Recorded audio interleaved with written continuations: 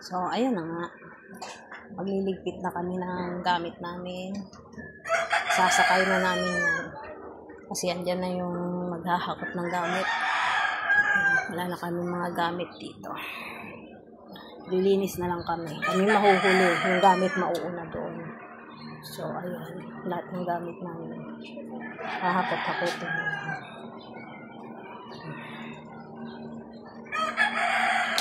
At yung nasa labas, hahakotin na lang.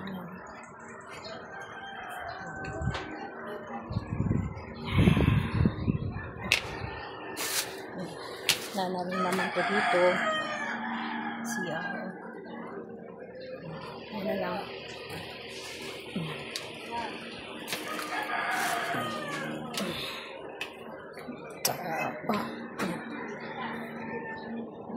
Diba? Daming kalat. Bye-bye, Antipolo. Punta na kami Bicol. Yan. Mga gamit na damit. Pinaglalagay ko sa ganyan. Yan. Si magaan lang naman ang damit. So, yun. Bali, yan ang dadayin yan.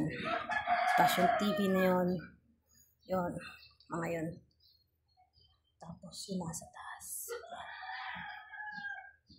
So, yun lang. Yung foam. Maglilipat na. So, uuwi na kami ng Bicol. Bye-bye.